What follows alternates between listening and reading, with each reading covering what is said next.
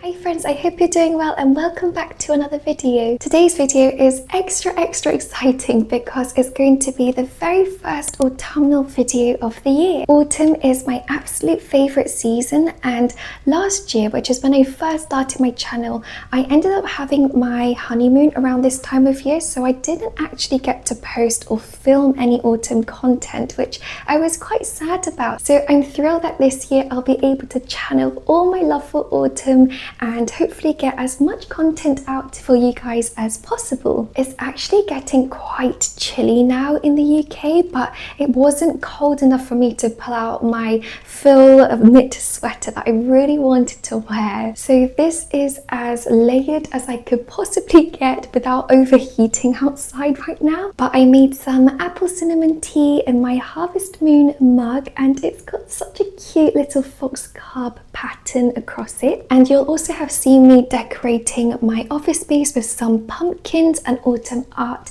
Now this isn't autumnal enough for me, so I'm going to see if I can thrift any pieces to decorate the studio space today, and hopefully we'll be able to make this a really cozy space for the colder months ahead. Other than that, I've planned to go thrifting a book that's autumnal so that I can have my first autumn read of the year. And what else? Yes, I plan to go to a cafe and grab some pastry and then go to my local park and just enjoy the weather and enjoy the changing of the season. I'm going to try and brainstorm some autumn content for you guys as well. So all in all, I'm super excited, and I hope you guys are ready with a warm cup of tea as well, and let's get into the first autumn video of the year.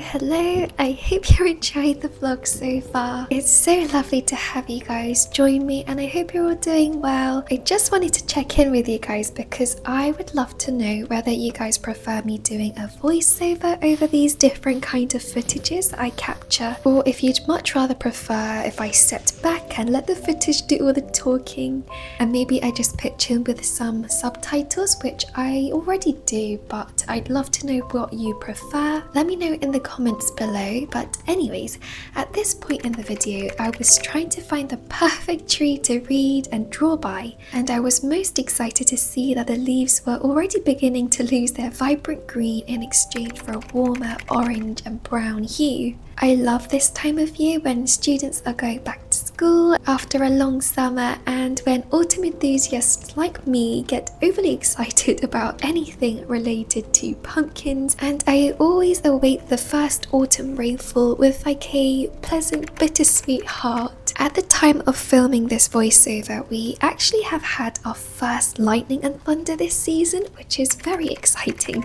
Every season is so special and I love that in England we get to experience all 4 seasons that God created. But autumn has a very particular and nostalgic place in my heart, so if you haven't already, do go grab a warm blanket and maybe cuddle with your furry friend or a comfy plushie. And I'll quietly step back out so that you can enjoy the subtitles here instead.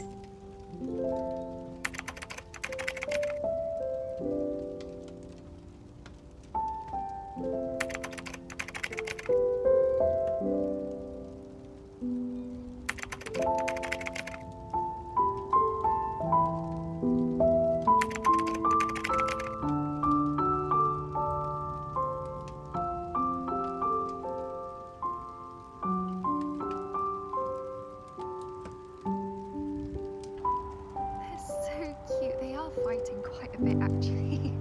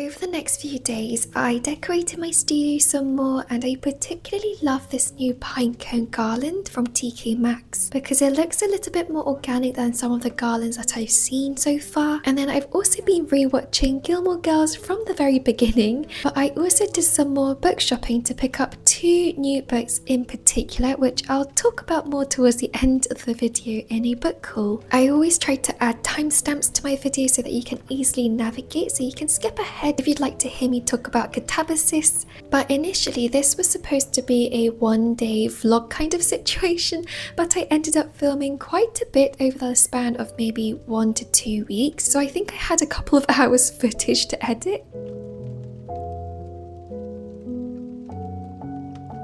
Here I was gathering my thoughts together on Silence by Shisaku Endo because this was the book that my friends and I read for our July book club. Silence was written by a Japanese author who was inspired by the historical persecution of Christians in 17th century Japan. So you follow Jesuit priests who have recently been told that there are rumors of their mentor having apostatized, and therefore they trekked to Japan in secret to uncover if this was true or not. There are 8 of us in the book club, and some of us are Christians, whilst others are atheists or agnostic, and we also have friends with other religious beliefs, so it made for a really fruitful and engaging discussion on what the story meant for everyone.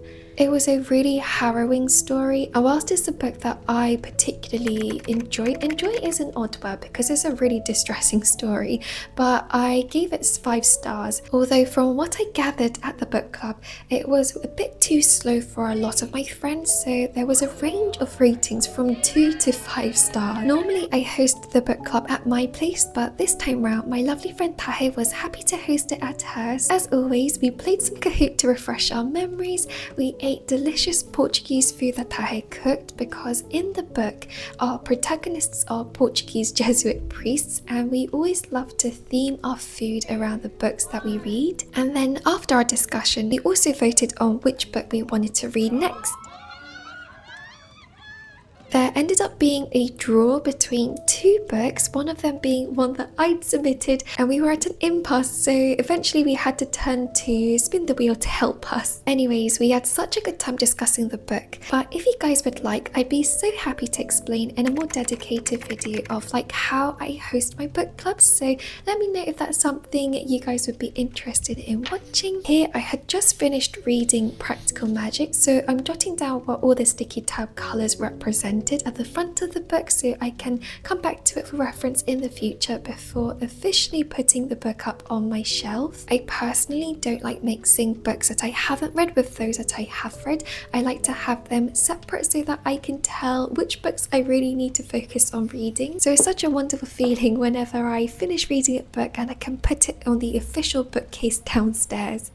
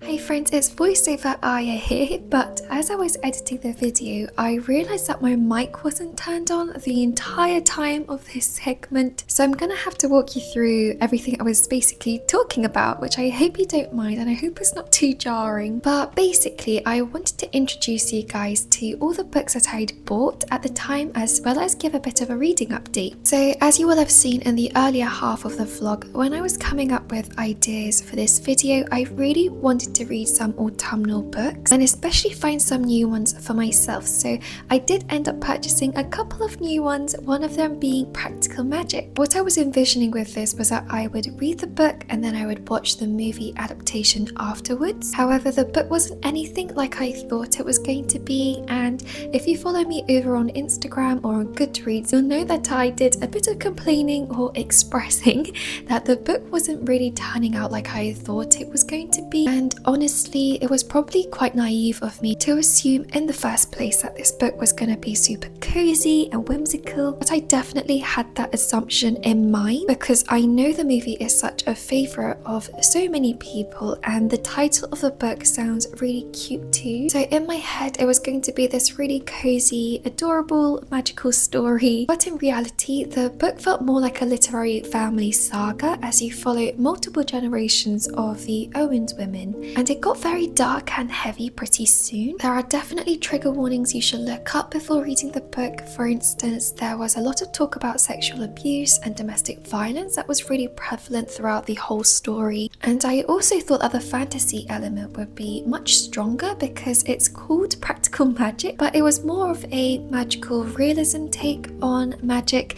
After this portion of the video, I do go on to watch the movie, and to be fair, having watched the movie in hindsight, the movie also explores these darker and heavier themes which I wasn't aware of, so maybe if I'd known all of this going into the book I wouldn't have been so taken aback. But for me, this first autumn read didn't meet my expectations that were probably disproportionately high in the first place, but I did end up giving it 3 stars. So whilst it wasn't the most successful read, I am glad that I finally got to read this autumn classic. And then the other book that I picked up on the same day that I bought Practical Magic was Cat Dragon by Samantha Birch. To be honest, this was 100% a cover buy because I mean it has the most autumnal cover ever, but it also sounded like a cozy story to get comfy with. And on the back it says that it's perfect for fans of Harry Potter and Studio Ghibli, which is literally me.